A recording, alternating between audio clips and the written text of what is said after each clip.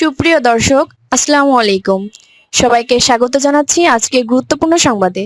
প্রথমেই জানিয়ে দিচ্ছি সংবাদ শিরোনাম, পরে বিস্তারিত। গাজীপুরে বিএনপির মনোনয়ন নিয়ে দুই পক্ষের সংঘর্ষ ও অগ্নিসংযোগ, আহত ১৫। এদিকে পাথর মেরে হত্যার রাজনীতি আর চলবে না, শিবির সভাপতি। এরপর থাকছে ৭১-এ জামায়াত কি করেছিল মনে রাখতে বললেন তারেক রহমান। সর্বশেষ খালেদা জিয়ার স্বাস্থ্য নিয়ে সর্বশেষ যা জানা গেল। শুনছিলেন সংবাদ শিরোনাম, এখন বিস্তারিত। তার আগে ছোট্ট একটি আবেদন। একবার চোখ বন্ধ করে ভাবুন তো, যে দেশ একসময় নিজের টাকায় পদ্মা সেতু বানিয়েছিল, যে দেশ প্রথমবারের মতো মেট্রো রেল, বিদ্যুৎ, ডিজিটাল কানেকশন পেয়েছিল, সেই সময়টার নাম শেখ হাসিনা যুগ। হ্যাঁ, হয়তো সমালোচনা ছিল, কিন্তু তখন ছিল উন্নয়ন, ছিল দিক নির্দেশনা, ছিল আশা। আর এখন ইউনিস সরকারের নামে চলছে নতুন অধ্যায়। বলা হয় তারা আনছে গণতন্ত্র, বাকস্বাধীনতা, ভোটাধিকার। তবে প্রশ্ন থেকেই যায়, উন্নয়ন না স্বাধীনতা, কোনটা আজ আপনার কাছে বেশি গুরুত্বপূর্ণ? যদি আপনি মনে করেন শেখ হাসিনার সময়টাই ছিল ভালো, তাহলে নিচে লিখুন, জয় বাংলা, জয় বঙ্গবন্ধু, শেখ হাসিনাকে আবারও চাই। আর যদি বিশ্বাস করেন বর্তমান সরকারের নীতি দেশকে এগিয়ে নিচ্ছে, তাহলে লিখুন, সময় এখন পরিবর্তনের। চলুন বেশি কথা না বাড়িয়ে বিস্তারিত জেনে নেই। গাজীপুরে বিএনপির মনোনয়ন নিয়ে দুই পক্ষের সংঘর্ষ ও অগ্নিসংযোগ, আহত ১৫। গাজীপুর ১-এ বিএনপি মনোনয়ন পরিবর্তনের দাবিতে মিছিলকে কেন্দ্র করে দুই পক্ষের সংঘর্ষে অন্তত ১৫ জন আহত হয়েছেন। এই সময় অফিস ভাঙচুর ও ৮টি মোটরসাইকেলে অগ্নিসংযোগ করা হয়। রবিবার বিকালে কালিয়াকৈর উপজেলার মৌচাক ইউনিয়নের রাখালিয়া চালা, মৌচাক ও পৌর এলাকায় এই ঘটনা ঘটে।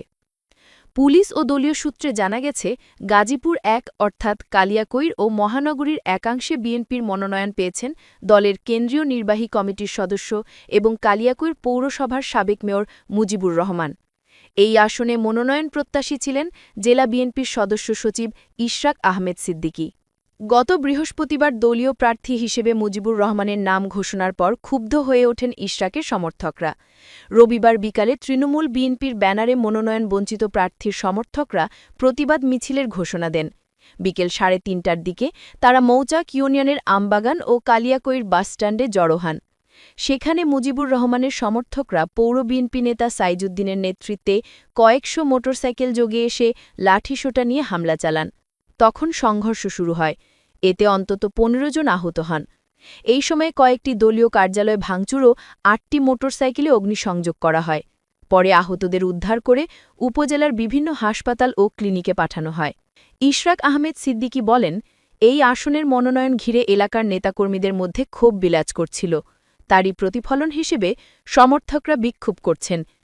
কিন্তু বিএনপি মনোনীত প্রার্থী মুজিবুর রহমানের অনুসারীরা তাদের উপর হামলা চালান।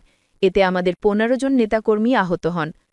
তবে অভিযোগ অস্বীকার করে মুজিবুর রহমান বলেন, আমার কর্মীরা ওই এলাকায় প্রচারণা চালাচ্ছিলেন। হঠাৎ তাদের উপর হামলা চালিয়ে বেশ কয়েকটি মোটরসাইকেল ভাঙচুর ও অগ্নিসংযোগ করা হয়। মৌচাক পুলিশ ফাঁকির ইনচার্জ পরিদর্শক শামীম বলেন, বিএনপির দুই পক্ষের মধ্যে সংঘর্ষ হয়েছে। এই সময় বেশ কয়েকটি মোটরসাইকেলে অগ্নিসংযোগ করা হয়। বর্তমানে পরিস্থিতি নিয়ন্ত্রণে আছে।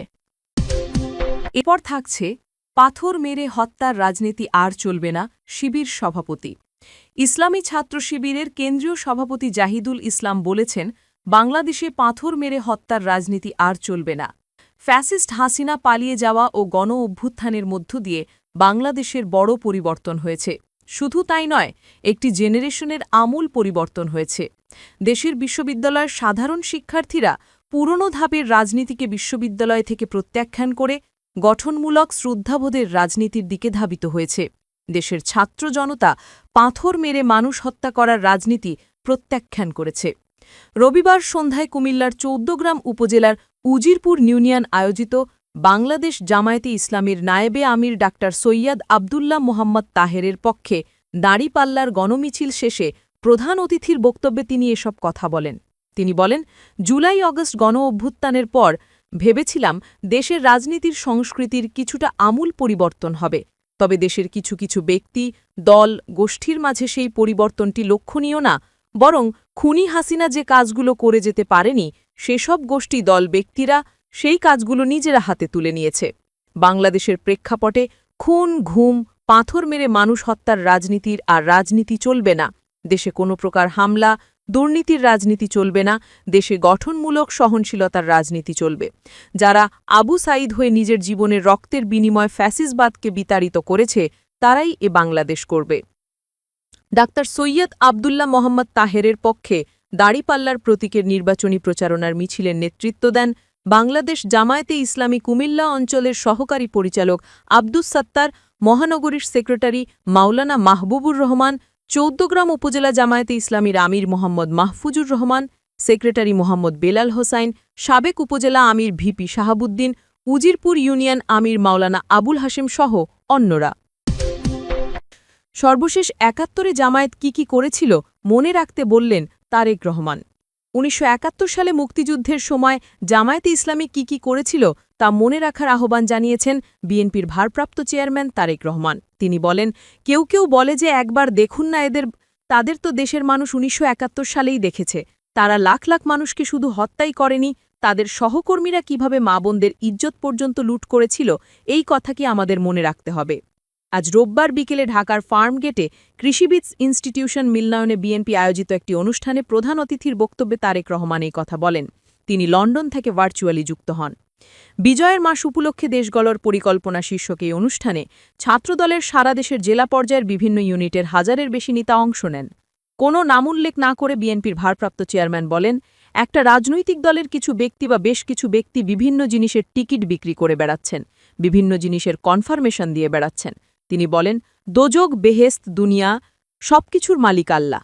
যেটার মালিক আল্লাহ, যেটার কথা একমাত্র আল্লাহ তালাই বলতে পারেন, সেখানে যদি আমি কিছু বলতে চাই, আমার নরমাল দৃষ্টিকোণ থেকে আমি বুঝি যে সেটি হচ্ছে শিরক, সেটি শিরকের পর্যায়ে পড়ে। উপস্থিত ছাত্রদলের নেতাদের উদ্দেশ্যে তারেক রহমান বলেন, ঘরে ঘরে গিয়ে মানুষকে বোঝাতে হবে যারা এইসব কথা বলে তারা শিরক করছে, যারা শুনবেন তারাও শিরকের পর্যায়ে পড়ে যাবেন। তারেক রহমান বলেন, কিছু মানুষ বা কোনো গোষ্ঠীকে ইডিনিং বলতে শুনেছি বা বিভিন্ন জায়গায় কেউ সোশ্যাল মিডিয়ায় বলে যে রাষ্ট্রক্ষমতায় অমুককে দেখলাম, তমুককে দেখলাম, এবার অমুককে দেখুন। যাদের কথা বলে অমুককে দেখুন, তাদের তো দেশের মানুষ ১৯৭১ সালেই দেখেছে।